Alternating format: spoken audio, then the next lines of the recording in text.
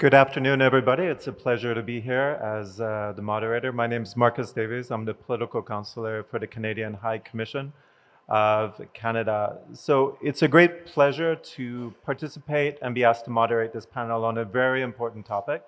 So as you see from the title, it's Breaking the News, Freedom of the Press, and Weaponized Information.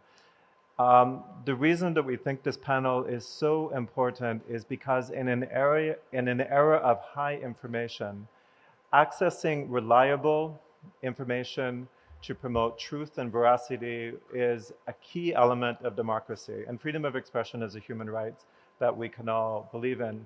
However, as we note from this panel, sometimes information that is conveyed can be extremely convincing, but not necessarily the truth.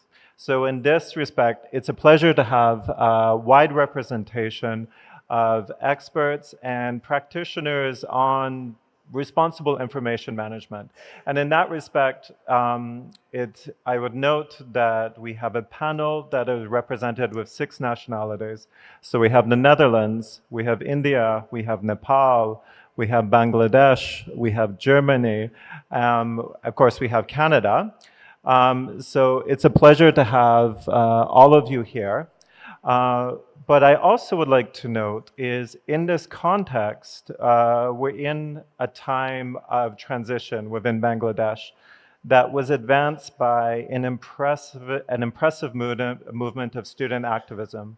So as Chief Advisor Yunus indicated yesterday in his address in the inaugural opening session here, as he indicated, this was a student-led movement calling for change.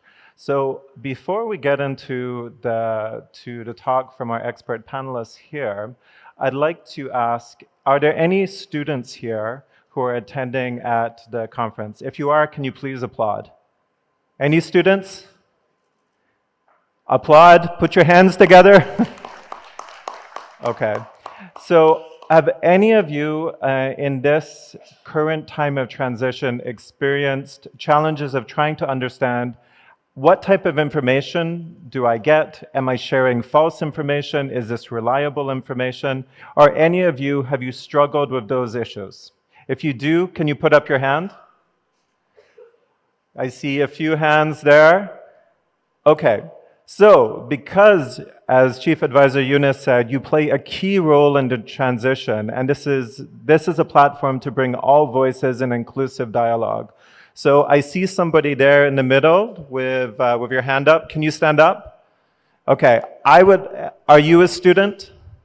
Okay, so I want to invite to have the student voice part of this panel. It's a bit outside the protocol, but I've asked for an extra seat here, so would you be willing to come up and be part of this panel? Yes? Okay, please come up.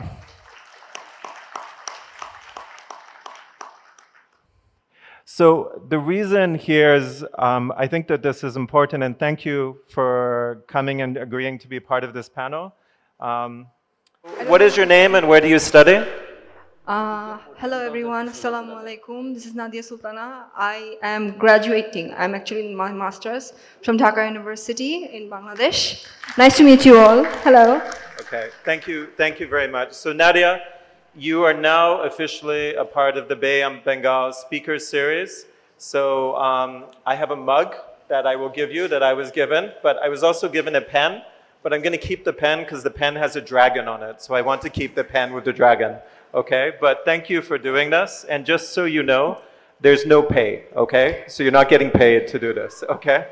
I'm appalled. Okay, thank you for doing this. So thank you, Nadia. I think it's important that the reason we're doing this is important that you recognize all of you as members of the audience. So yes, we have our panel here, but this is an issue that concerns all of us because we're both producers of information and consumers of information. And this student movement, especially at focal point around the universities, has been at the center of a vast,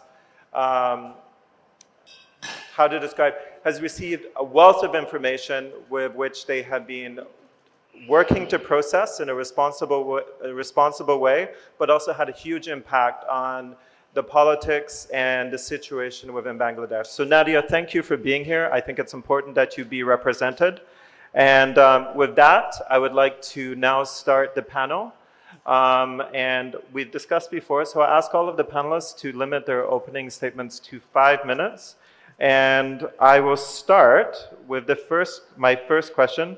André Carstens, Chargé d'Affaires for the Embassy of the Kingdom of the Netherlands in Bangladesh, as the representative of the diplomatic community here, can I please ask you, what is the role that diplomats play in protection of freedom of information and management of disinformation? And in particular, what is the view on the Netherlands in this respect? So over to you, sir. Thank you. Thank you, Marcus. And well, it's a pleasure being here. It's my second day, yesterday at the opening. And well, your question is a point in case. So I will get back to this, the elements of this container question in the course of my hopefully short enough introduction. So, as many of you might know, the Netherlands has been a solid partner of Bangladesh for many years in many fields. And one of them is freedom of press and media transparency. Public access to open, reliable, unbiased information is nothing less than a fundamental right. I would almost say oxygen. The importance of this principle nowadays is more evident than ever now that the flow of information can be manipulated easily with cyber speed. The Netherlands has consistently supported investigative journalism in Bangladesh and even in challenging times promoted a free media landscape. We are witnessing vital threats to such freedom, often spread by authoritarian regimes across the globe. These regimes seek to control the flow of information, curbing non-aligned journalists and media. A recent challenge we are facing is now the rise of artificial intelligence and its role in creating polarizing content online. While not always intentionally, the rapid spread of misinformation on social networks poses a serious threat to media integrity. As digital platforms are becoming the most dominant means of sharing information, we are facing a situation where any photo, video, or article, true or false, can go viral in the wink of an eye. This is a global phenomenon. Bangladesh is no exception. As part of our ongoing commitment, we have started a collaboration with the South Asia Center for Media and Development, SACMID, in Bangladesh. This collaboration focuses especially on the complex issue of disinformation on social media platforms. The easy sharing of verified stories and the increasing trend of AI-generated content. It is of vital interest to raise public awareness on the risks of unchecked information being shared all over our societies. Often, people simply believe what they read on social media without paying any attention to the source or authenticity of this message. This lack of digital awareness plays a central role in the proliferation of disinformation. The project we are working on aims to educate people about the factors driving these phenomena, equipping the audience to critically engage with content online and recognize when they are being misled. We also need to consider the issue of access to social media. Who has access to these platforms and who has not? In many cases, those spreading disinformation are simply individuals who lack the proper knowledge of how to discern credible sources. This highlights the importance of collaboration between governments, civil society, and international organizations to address these challenges and improve public understanding of the issues surrounding online misinformation. The spread of rumors, hate speech, and even communal violence fueled by disinformation remains a significant issue today. While the expansion of social and digital media platforms has increased freedom of expression, it has also created an environment where user-generated content, without necessary oversight or fact-checking, can rapidly spread misleading or harmful narratives. Moreover, cyberbullying, in particular against women, is another serious consequence of this uncontrolled information environment. Women are disproportionately affected by online harassment, and it is crucial that we do not overlook their experiences when addressing disinformation. Concerning the global landscape, we can observe how authoritarian regimes are misleading the public and shaping their domestic and global narratives by disinformation and digital manipulation. We all know the examples of this. It affects how people perceive who's suffering and who's responsible for the violence. These narratives affect political moods, public debates, and can boost or undermine the will to defend, or even worse, to support a peace process. The key to combating these growing challenges lies in promoting digital literacy. We must empower people to better understand the information to which they are exposed and recognize when it's being manipulated to deceive them. As a global community, we must be able to distinguish fact from fiction in an increasingly complex digital landscape. The Netherlands is committed to promote a free and independent media landscape as a fundamental pillar of democracy. We do this on a global scale and for many years, as I said. Still, it will never become a routine matter. And as we really care for Bangladesh, we are deeply committed to supporting your media environment. On top of that, we are fully aware of the unique momentum now the new Bangladesh is in to get rid of manipulation and disinformation and set the right steps to reshape your media environment for, as was said yesterday by Mr. Yunus, a new civilization. Thank you very much. Doon Nabat.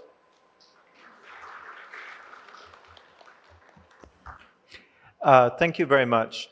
So the purpose and one of the vibes that we'd like to come out of this panel is we want it to be a dialogue. We want it to people to speak to their areas of experience and their expertise. So we have heard the intervention of Ambassador Carstens, so thank you very much. And the one to note from there is, as you see from the topic, it talks about global coalitions to prevent freedom of information. So Canada is being one of the founding countries for the Media Freedom Coalition, which is a coalition of member states that come together to try to work to promote freedom of the press and responsible management of information. However, to note, this cannot be done without engagement with the media and consumers. So I can see even here in front of me, a lot of people are consuming their social media right now. We're up here and they're like this, looking at their phones. So I will turn this over to what is often called the traditional media. And so we have Biswas Baral, editor of the Kathmandu Post for Nepal. So thank you for being here. And I have a question for you as an editor. So as the editor of this is a scenario. As the editor of a paper, you're being presented with a great piece of information that will allow you to get the scoop on your competitors. Like it's really, really good information, but you're not really sure how reliable it is. You know if you publish it, you're going to sell a lot of newspapers, but you're not sure how reliable it is. What do you do? Thank you. First of all, I come from a country that has the freest media in South Asia by many measures. So since 2005, when the royal coup happened, and since that time, the media has been absolutely free. We can write whatever we want. Even in Kathmandu Post, I can write pretty much as I want.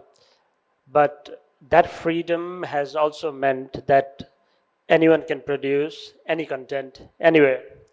So as the oldest private media house, as we have had to compete with YouTubers who make videos.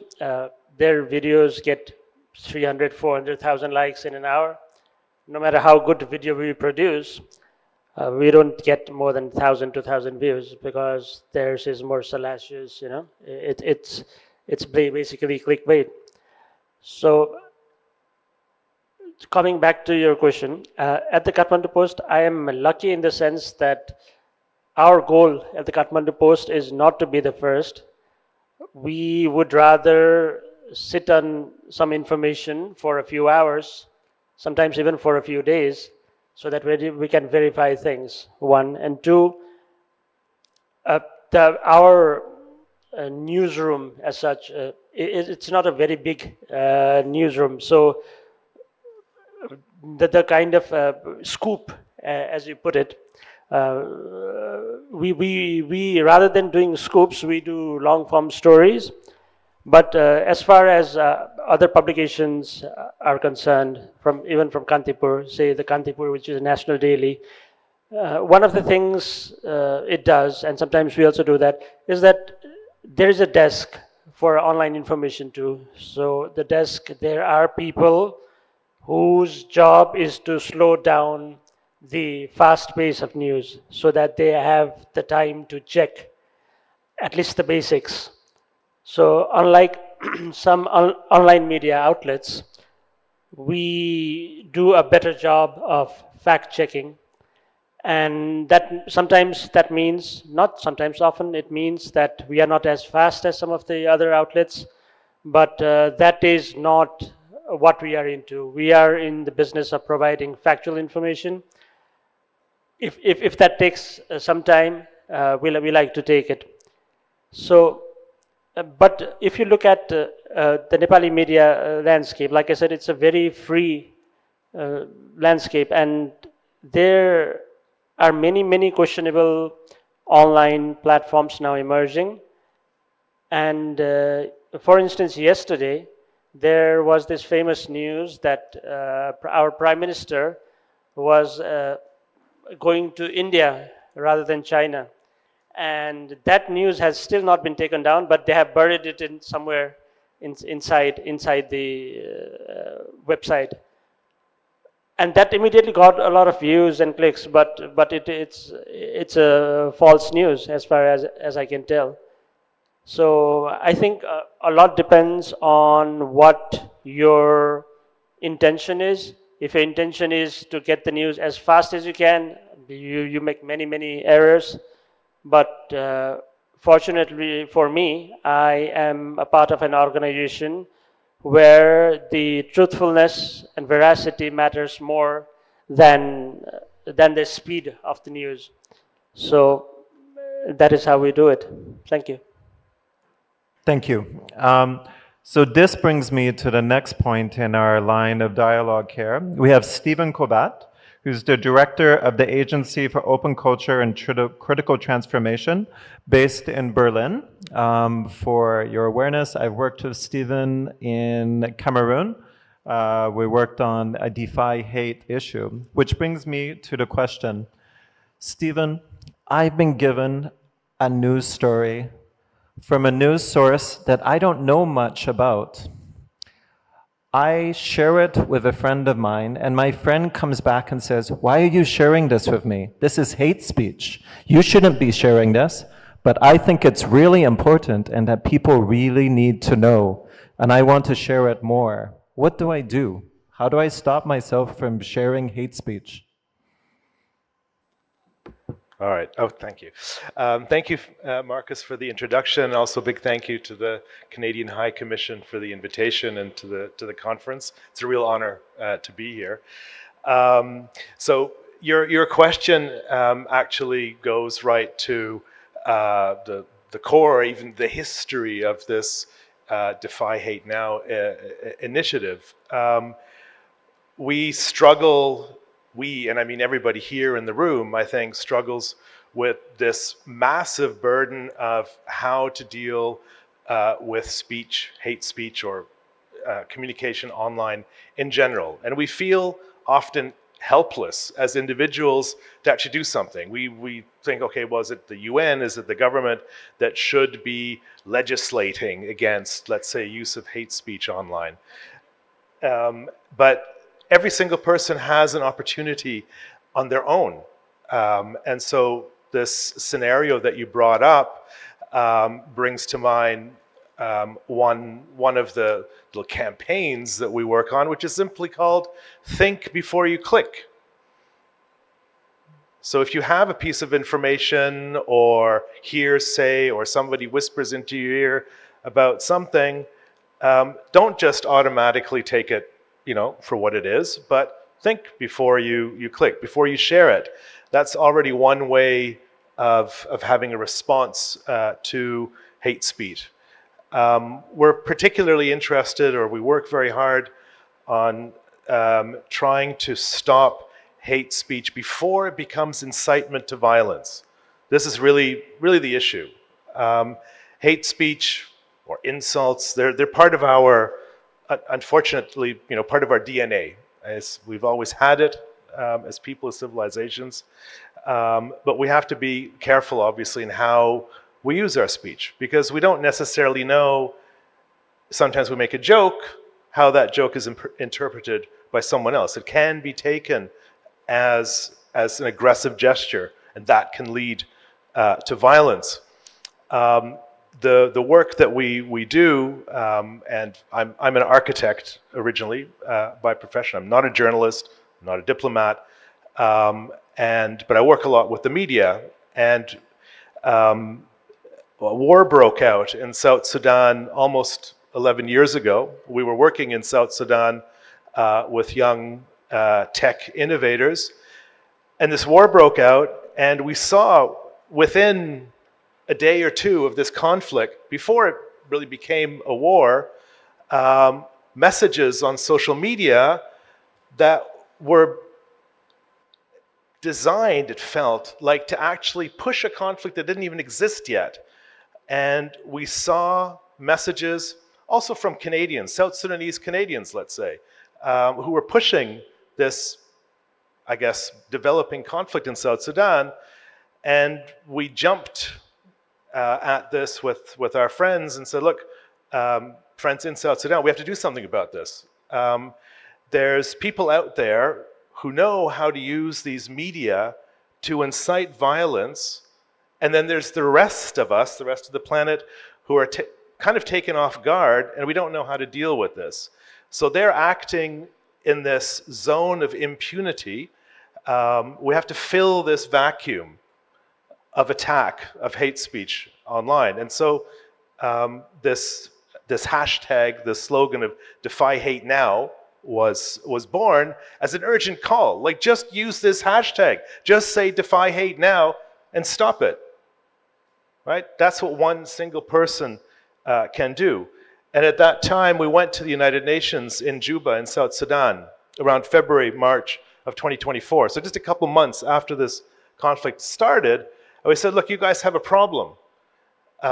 You've got this war spiraling out of control in the country, but you have a third belligerent in the conflict. And these are people who are online, who are pushing this. And you have to do something about it. And at that time, 2014, a little over 10 years ago, there was very little talk about the relationship between social media and violence on the ground. Now, of course, we know it, we see it, it's unfortunately pervasive, but it took a long time to be able to prove that this actually happens, that when people share information or act on rumors, false information, disinformation, that it does actually lead to conflict. And this is what we have to work against. So just as a last point on that, like it's taken a long time for this to be really recognized as an issue, and now it's a major part of almost every conference like this. In the work that we do, and this is maybe something that people here can also consider when you see messaging online or you're confronted with something like that, we tend to categorize messages in three categories. So we call one of them emotional. So it's just buzz. It's people who don't really know necessarily, if their words or their actions are harmful. It's just kind of innocent, I suppose, throwing insults or whatever around. So it's the buzz. Very hard to get rid of. But then there's a second level, which is like misappropriation. So we talk a lot about misinformation and disinformation, but before that, there's misappropriation. So people, for example, who remove an image from one conflict or one situation and sell it as something else. I think you've all seen this. In this growing age of AI, this is going to be one of the major issues of how to deal with the truth, is misappropriation of imagery. So we call this, let's say, personal or group virulence. It's mis and mal information. And then the highest level, and this is really the thing we have to work very hard against, is the kind of disinformation which is directed. It's targeted, it's organized. It often has sponsors behind it, there's money behind it, there's a political agenda to cause harm. This is something that we need as organizations, as groups, as countries, to work against, not just to defy hate now, but also simply to avoid further conflict. So, thank you. Thank you, Stephen, but you didn't answer my question. Do I share the information or do I hold on to it? Well, like I said, I would think before you click. I would check it out. We as individuals, we also have a responsibility to check our sources, to check facts. It's the old adage of don't believe everything you read or everything you see. And this is even more important on social media. Journalists are journalists also because they have responsibility for the news, for the information that they share and they put out there. But we as individuals also have that responsibility. So no, I wouldn't share it. I mean, I would be suspicious of it, especially if it's somebody who's saying, well, I heard it from somebody and it's probably not good for that or that. It's like, well, what is the context? Why are you telling me this? Why should I be your agent to do your dirty work online? If we want to be nasty about it.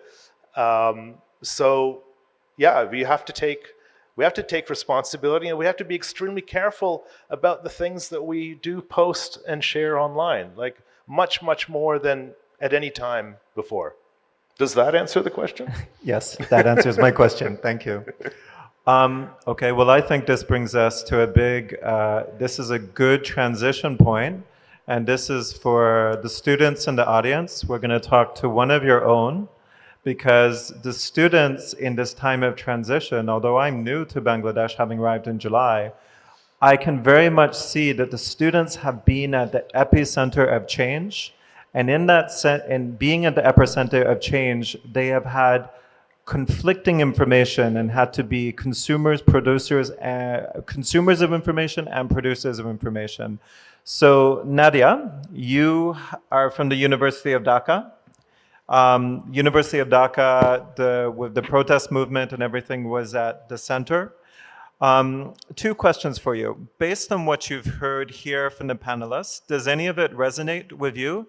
And as a student and as a young person, what do you feel is hard for you to manage information either through social media or print media? What's your experience?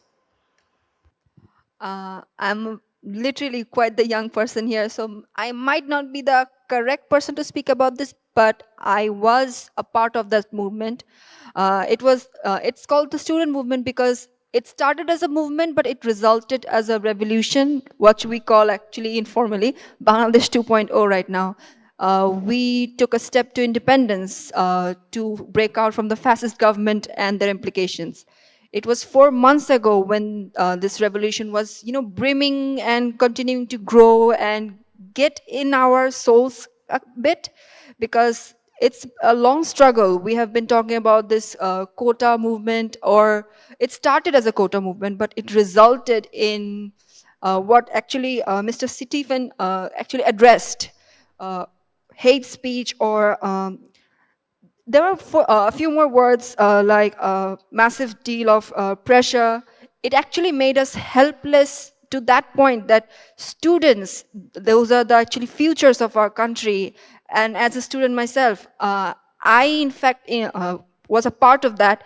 But unfortunately, I wasn't actively in part from the very beginning. But yes, as you can see from the news, or that's where actually power of media comes in. Because without the news, I don't think any of you will be even aware of the fact that we have been through a long struggle. There were students who were murdered or accidentally injured, and there were permanent losses for us. As students, people expect us, at least our culture expects us, to only learn from our elders, our teachers. But when we go against or revolt against such a powerful people, it scares you, and at the same time, it made us so helpless to the point that we revolted against them.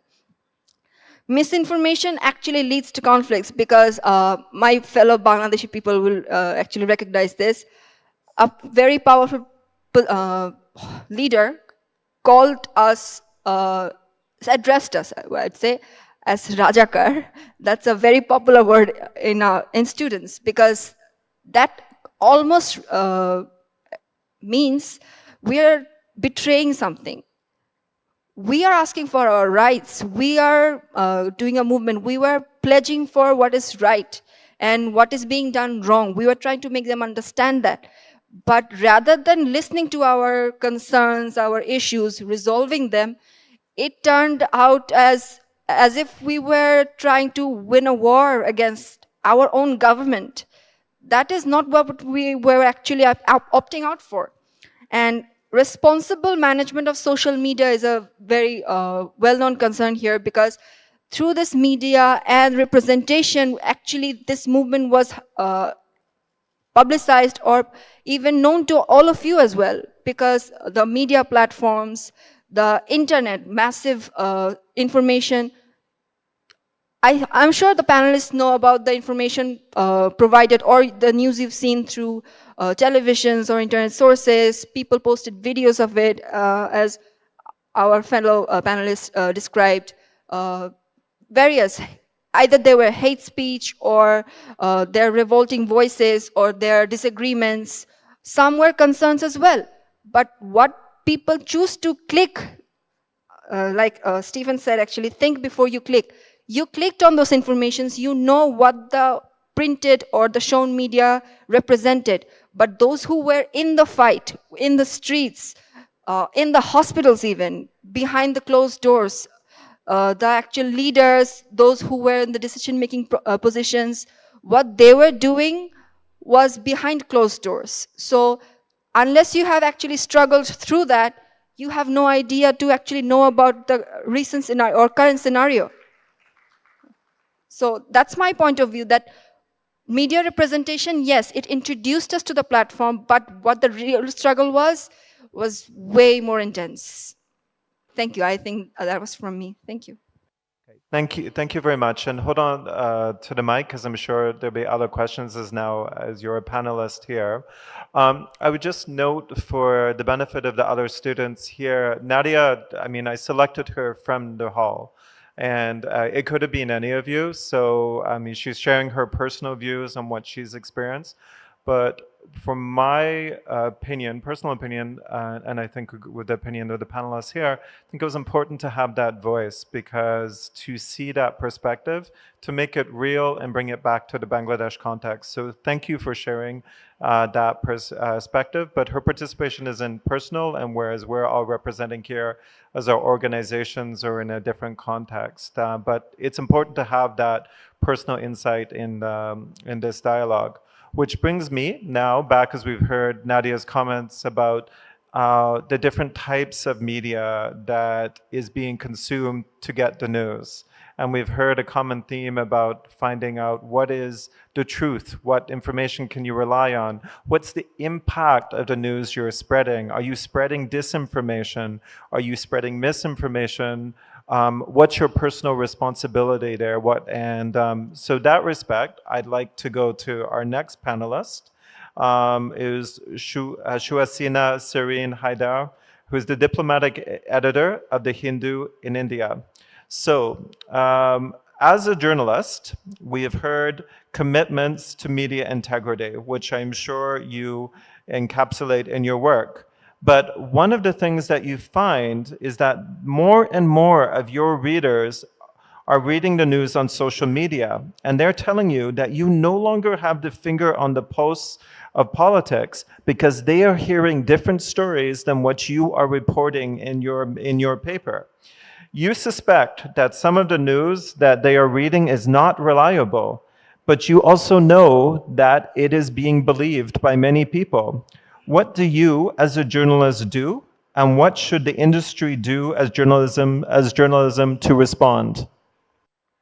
Thank you, Marcus, and thank you to CGS for bringing us here to discuss this issue, because I think it is a global issue. It's not just something we face in India or in the subcontinent, in South Asia, but around the world today.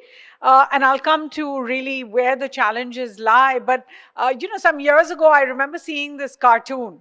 And in the cartoon, you had an aeroplane and all the passengers are very worried because there's some turbulence. And one of the passengers stands up and he says, all those on the plane who would like to have a go at flying this plane now, put your hand up and, let's take one of them.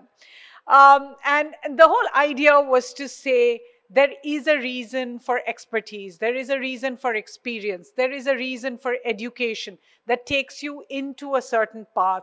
Journalism that is practiced by the fourth estate, by media organizations, is done like that for a reason, because journalists take the time to find out what's happening, to find out what are the two sides saying on the same issue, to find out where you can reasonably draw your conclusions. And there is a reason that journalism is attached as much with credibility. So when you say there are people on social media who say, you're telling a lie, or somebody else who says you don't have your finger on the pulse of the people, journalism is not a popular activity.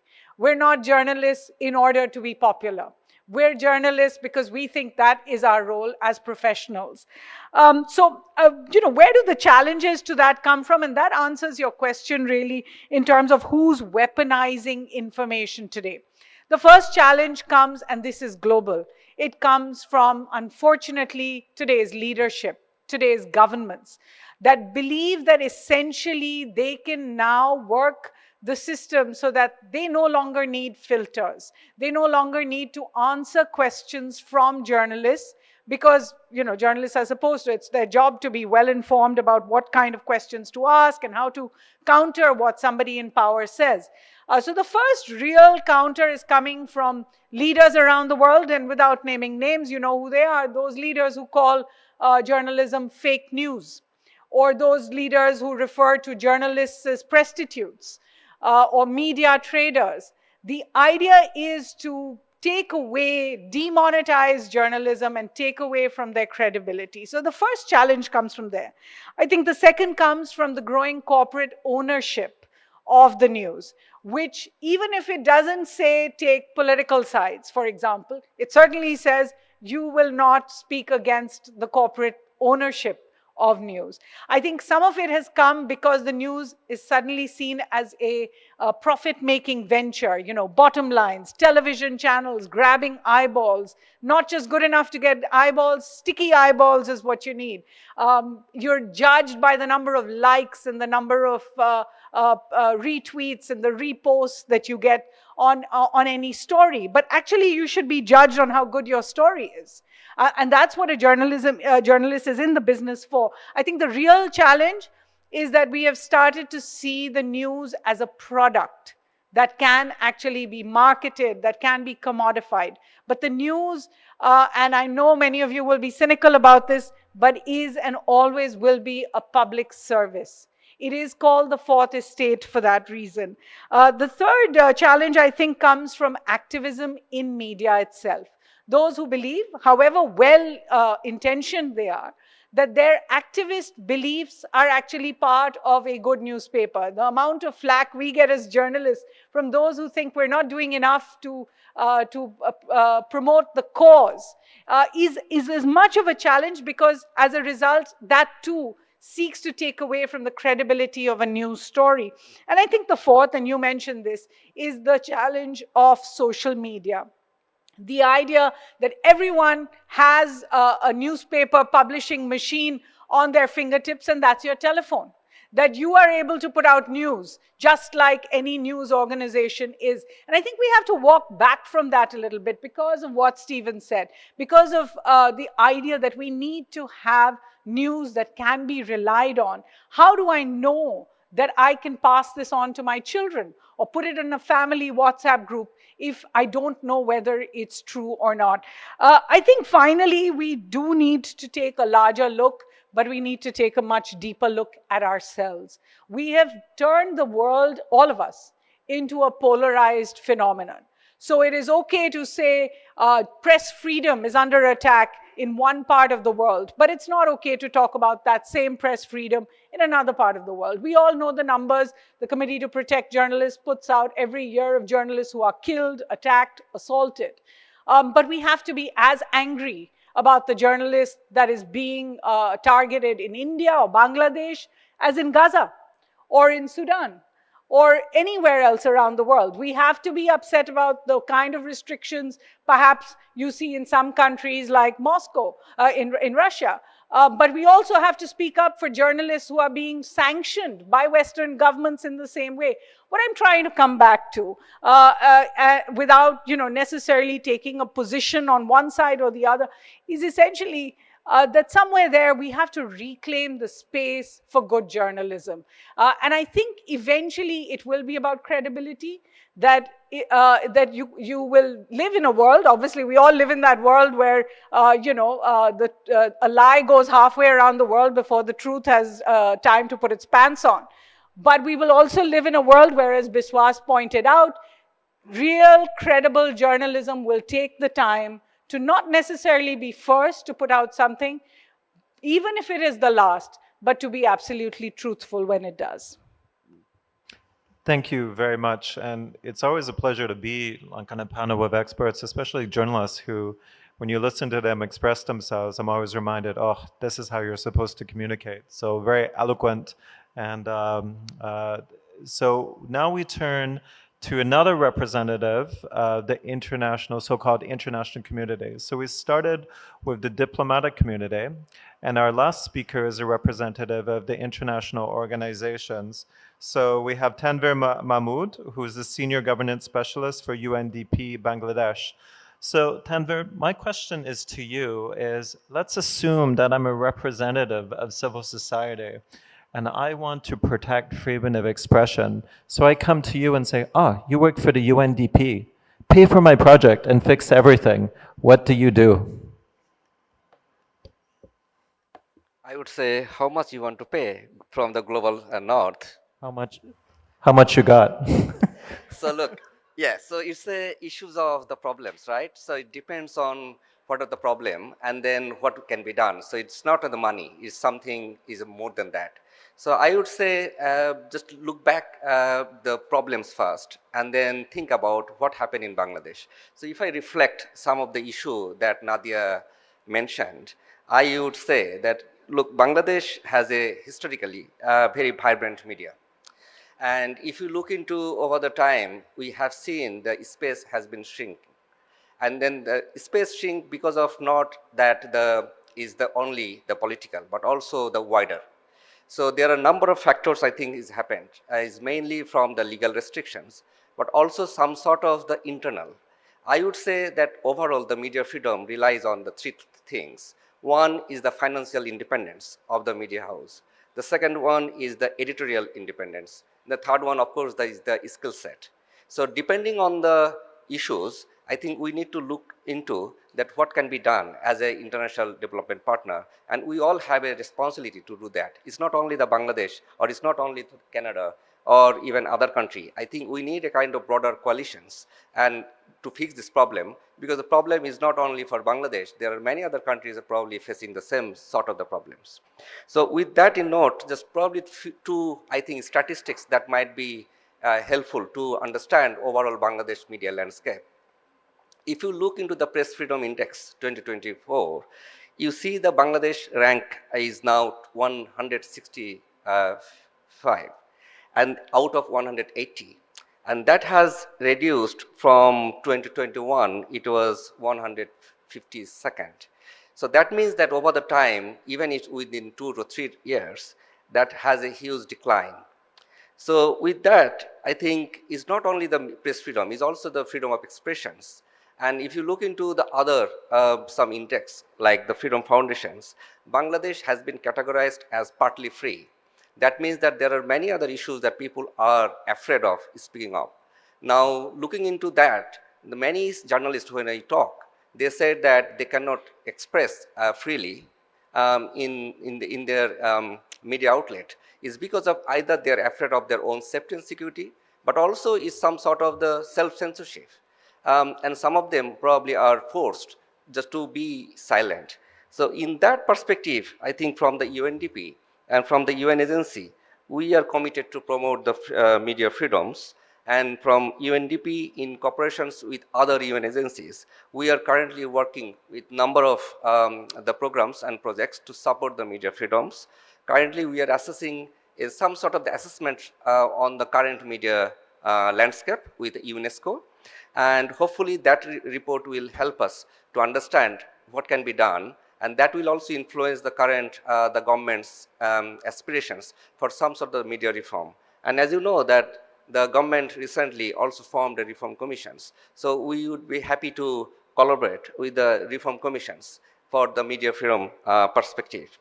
We also think that there are a number of areas I think we need to think about it. One, particularly in terms of the capacity. And as I think His Excellency Ambassador said, that the opportunity coming up, especially technology perspective, artificial intelligence, lot of the data, big data, and then how the journalist can be equipped to analyze all of those kind of technological advantage and be effective just to promote those. So that kind of the skill set, I think we are also exploring from that, how we can help the journalist to improve all those.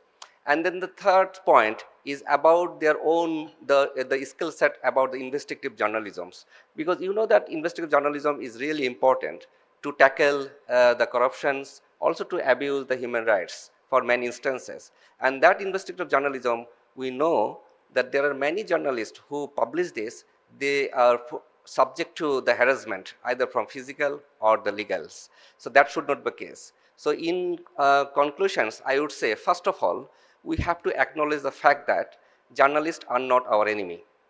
They are the frontliner safeguards for the people's needs. So that's, as long as we accept this, now we have to look into that we have to set some bar, that there are some areas that the politicians or the power holders should not touch upon, and they should allow to operate the journalist the way that they should operate.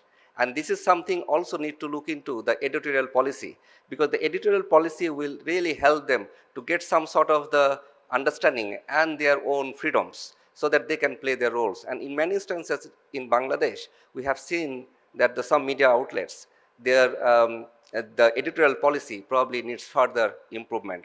So I think from the UNDP side, we also looking for some partnerships to help some of the media house and the media partnerships, how we can help to improve on this. And the last point is about the financial independence. That's also important, because in many instances nowadays, that media house, if they relied on the business community or the business owners, then in many instances they also can't operate. So how the media house can also be effectively be independent financially, we need to explore those. And there are many models. I think the different agencies and media houses are now trying and piloting. We need to learn from other countries, how the other countries in the different nations are financially independent. With that, I think we can share that learning to the Bangladesh community.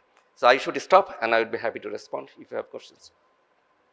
Okay, thank you very much. Now we're going to, in just a minute, we're going to go into the free-for-all, which is otherwise known as question period. So I hope you have some good questions. But before we get there, and I can see people coming up, so this is great. I just want to give all the panelists 30 seconds each to make a comment on what they've heard. I know it's often hard to stay within 30 seconds, but so we can give enough time to the floor to ask their questions. So I'm going to start by going from my left to the right. So, and if you don't have any comment, that's fine. But Nadia, do you have a comment you want to make on what you've heard here on this panel? Yeah, actually, I prepared a simple question for you, all of your panelists, but I didn't know I was going to be here sitting actually next to you. I mentioned about the student movement and the revolution we went through. There was a news article, since we are talking about journalism and use of social media platforms. There was a headline in a very well-known newspaper, leading newspaper actually in our country. I wanted to ask your opinion on it. I can say that I intended to use it as an example of weaponizing information. The headline was, it's actually targeted at the journalists, that such hunger for power among journalists has never been seen before. What do you think about this? How do you interact with this? When you see this headline, what comes in your mind instantly? Thanks. We'll keep, I know you said instantly, but I'll go through the panel and then we'll come back to your question and we'll take questions from the floor. So, Ambassador.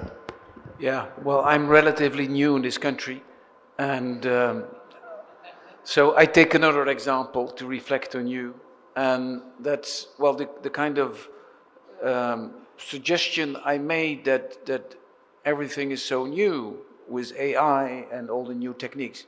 But if we remember, not so long ago, but before there was any internet available, at least in Rwanda, a kind of mass brainwashing campaign was done via radio. And so it is only different tools, different means, but the principle is already very old. And so we can make use of our experience, not just over the past few years, but even when we go back a bit further back down in our history. And then, if I may, just one other point. You made the distinction between personal and public. So you were personal, we were public. And in my view, we are all personal. So, and that brings me to another kind of personal advice, if I may. So whatever you do on the internet and social media, take into account that everything is being kept in the cloud. So that is another reason to be mindful of how you behave, of course, in general in life, but in particular on the internet, because everything is being kept and can be used against you. So be mindful what you click and what you cry out. There's always a longer term memory. And then finally, if I may, a picture can tell more than 1,000 words can do. And therefore, there is the World Press Photo Exhibition in Dhaka.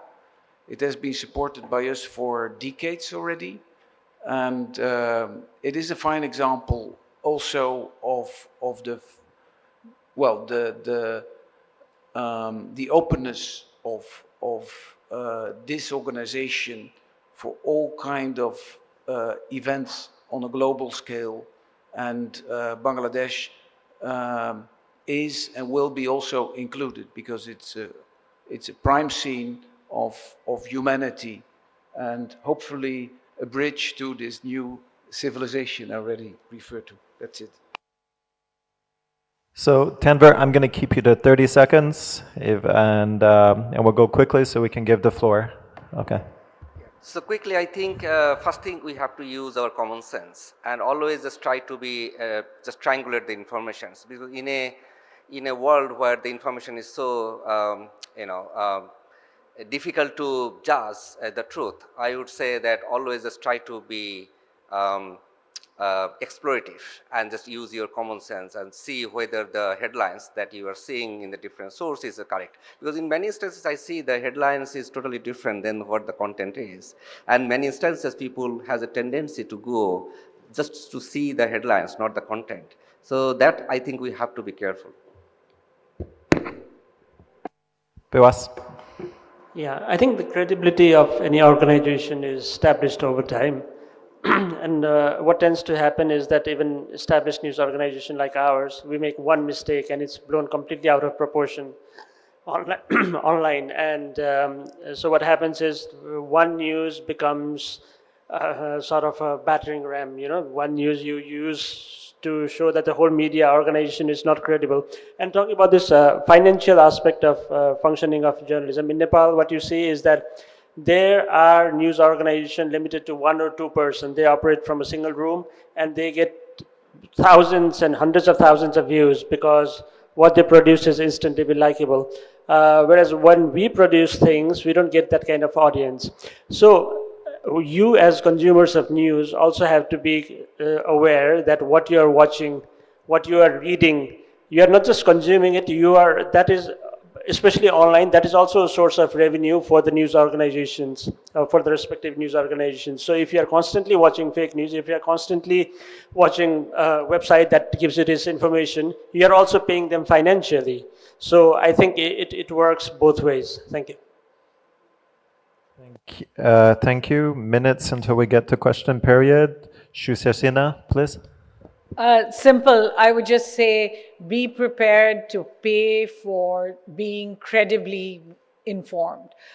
In other words, make a point. If you are buying a newspaper, great. If you are subscribing online to a news portal that you believe is credible, great. But ensure that the news you believe is not something that's just coming to you for free. Simply because there is a reason why real journalism takes effort, takes resources, takes a lot of man-hours and woman-hours to put together. So be prepared to pay for being credibly informed. I think that's all. Stephen, final brief word, and then over to questions. Okay, thank you. I think in response to some of the things that we're talking about here, I'd like to make a suggestion to the students to add something to their kit in strengthening the truth. Set up a debunking platform or a fact-checking platform and make it very public. So use that as a tool to de-weaponize information and fake news. Not just be helpless and soak it in, but get together and fact check, publicize, debunk the information so everybody sees really what is hopefully the truth and the reality. Use it as a strategy. Thank you very much. Now we come to question period. So line up, and we see lots of interest. So let's go. All right. I just was told I'm in trouble. So, well, Ambassador, you said you're new. I'm new too, so that's why I became the moderator and not the panel participant. So please, over to you. We'll take four questions, and then we'll give some answers, and then so be patient, and we'll go as fast as we can. Thank you. Hello everyone, I'm Naurin Sultana, studying Mass Communication and Journalism in University of Dhaka. So my question is, as we know, authoritarian regimes often seek to control education systems to manipulate public opinion. In the context of weaponized information, media literacy can play a crucial role in raising awareness. However, in our own experience under an authoritarian regime, media literacy has rarely been promoted with noble intentions. Instead, it has often been used as a political weapon. For example, during the times of political unrest, the regime would issue messages like, "Gujobe kan deben na," don't fall for rumors, through media to control the narrative. Looking ahead, it's likely that such regimes will continue to centralize and politicize media literacy. When we are talking about common sense, it's also constructed to some extent by the regimes, and we have a large underprivileged community. Given that privatized efforts are unlikely to reach remote areas on a large scale, so how can we effectively decentralize media literacy and ensure it reaches these underprivileged areas? I'd be happy if anyone answers the question. Thank you. Okay, we'll take the next question, and we should not forget about Nadia's question as well. So next. Okay. So as a transgender rights activist deeply involved in advocating for gender and sexual minorities in Bangladesh, I would like to ask how if I can just interrupt. If you want to direct your question to one member of the panel, also indicate that. I just want to finish my question and anyone can answer from the stage. So I would like to ask, how can the media be held accountable for avoiding critical coverage of transgender and gender and sexual minorities community, especially when weaponized information about these communities is used to distort their identities and silence their struggle? How can journalists resist such pressures and ensure inclusive and accurate reporting? In addition, as Nobel laureate Professor Yunus worked for this community in abroad, but he is silent in his own home country. However, his silence on these issues within Bangladesh, especially while holding a position of influence, is deeply disappointing.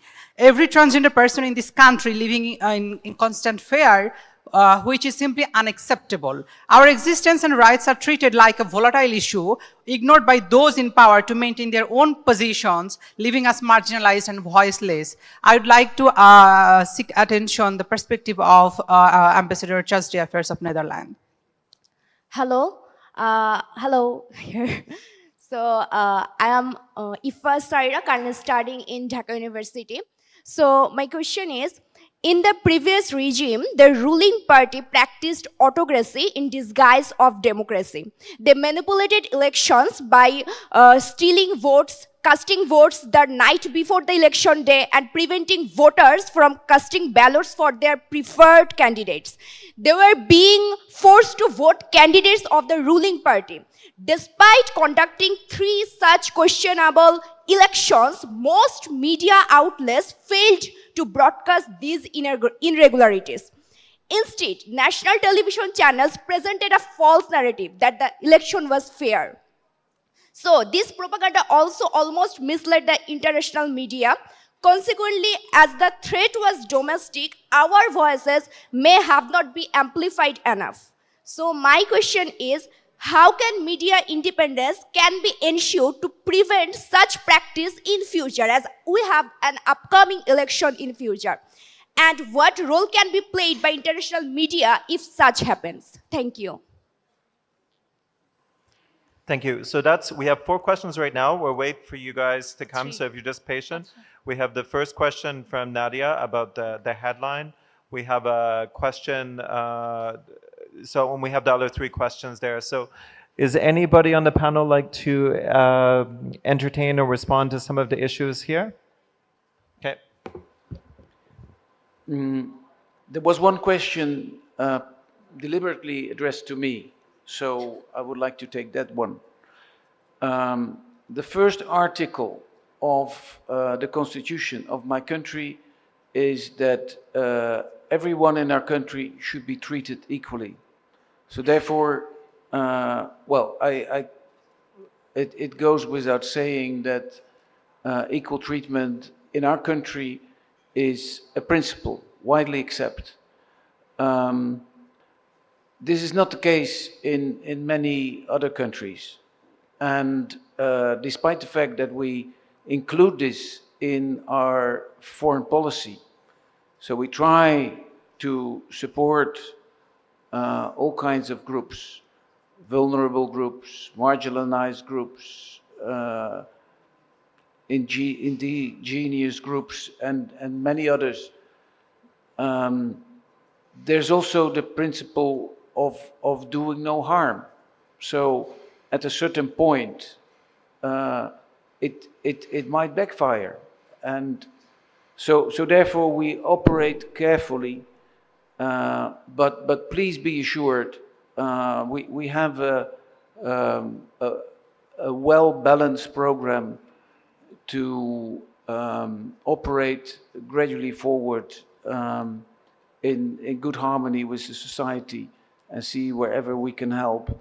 And of course, this is also a digital dimension for which we are open and willing to do whatever we can.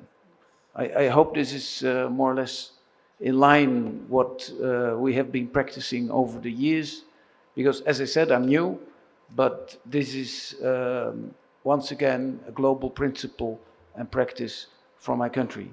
So feel assured that we stand by you. Thanks. And I'll turn to the three questions that seem to have a common theme about the impact of the media in a politicized context and what role does it play. So perhaps we have two journalists here. Perhaps I can ask if you have any views on this and the role that media can do to, in response to the questions that were asked. Sure. I think we come back to the idea, support good journalism. When you see a credible news organization dealing with challenges of the kind that I mentioned earlier, support that. We tend to become cynical and feel it doesn't matter, all journalists, is, I think Nadia's question, journalists are hungry for power, journalists are all, agenda-driven journalists. They're not all. The idea is that there is credible journalism out there. There are newspapers and television channels. You have a right to expect better journalism from them. And when you see it, I would say support it. So again, be prepared to pay for credible information. Yeah, one question was regarding that the government controls the press and whatever they want is being broadcast. That reminded me, back in 2005, there was a coup in Nepal. The king took over. And what happened was the king had deployed people inside the newsroom. So there'd be an army personnel sitting next to me. I'd write the news and he would edit it and he would publish it. So the actual publisher was the army, right? So the change starts from top, right? I think Bangladesh has already taken a huge stride by removing perhaps the biggest obstacles to press freedom in journalism in Bangladesh. So I think that in itself will greatly open up the space whereby the media can report on almost anything they like. Like I said, the press in media, the press in Nepal is perhaps the freest in South Asia. From the time when an army major dictated what we could or could not print, now we have come to a stage we can write virtually anything we like. Thank you. Yeah, if I can just add to that as well. I mean, and like I'm not a journalist, but I think there are scenarios I think that maybe was being described here as well, where journalists are also held ransom to the system, that they operate in, and this is also where credibility is lost often. So there is often a necessity for civil society to also hold the media also accountable for what they do. And that's your task. And that's why I was saying, like, the students, you guys have the task to get together and look at these things, not just talk about it yourself and, you know, soak it in, say we can't do anything about it. But when I say get together and make, you know, set up a debunking platform and make it public, you can do that, right? And people will see it and they will respond. And that's one of the things that helps strengthen civil society, you know, wherever. This is an issue even in, you know, in Germany. But you have to do it, yeah? And don't be afraid. The journalists, the good journalists, you know, they're on your side too, but there's a lot of powers out there against you. Yeah? So use the power that you have. And there's plenty of resources and tools out there, for example, how to do that technically. It's not too difficult, but you have to take that step. Yeah, lots of time. Yeah, go Tanvir, please. Just to add two, I think, reflections. As you know that the inclusive development is part of everything. And from the UN side, I think we always promote the inclusive. So every person has the right to live with respect, dignity, irrespective of their age, sex, religious identity, or ethnicity. So that should be, I think, also need to promote in the media literacy, as you said, that our journalists needs to, you know, promote this kind of the things, so that there is kind of the conflict analysis, or in some sort of the gender analysis should also come into that. The second point, I think, on about the decentralization of the media literacy, I think we need to think about the different level of our stakeholders and how the different tools and techniques we can use, not necessarily for the capital-centric or even the very traditional media outlet, but also the new emerging online-based tools, how we can use this so that every person, whoever just they live, they can get the benefit of it. And the last point from about the elections, as you said, so let's not go back, let's move forward. And then from that perspective, the learning that we got from the past, if we just really equip ourselves and the media, I think the next time, I think media really can play a vital role, and all the media, irrespective of the national or international, can play a vital role in promoting the democracy. And that's the future of Bangladesh. If media really play their role, the democracy will flourish. Thanks. Thank you very much. So just to be informed, we've kind of come to the end of our time. I'm sorry we're not able to take more questions because some of our panelists have to have other commitments. But some takeaways that I think we can take from this panel is I made the dichotomy that people speaking in their public and not their personal context. But I think what we have taken from here is that we're all part of this process as both producers of information and consumers. So the public and the personal become intermeshed. And that means taking from the point that Stephen had raised, and we also have the responsibility, the comments for integrity and choosing journalism with integrity, is that we all have a responsibility for the management of information and the protection of freedom of expression.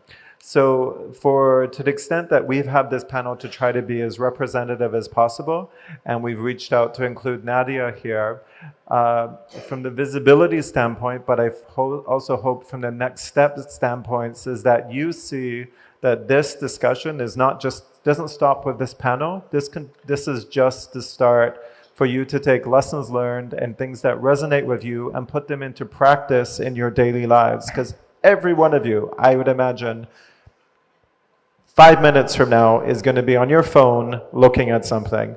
And this is where you practice the tools of processing of information.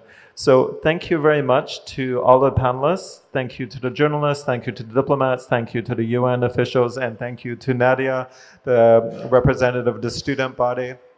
It's a pleasure for us as the High Commission of Canada to moderate this. And thank you to the Bay of Bengal for putting together this forum so we can have these discussions.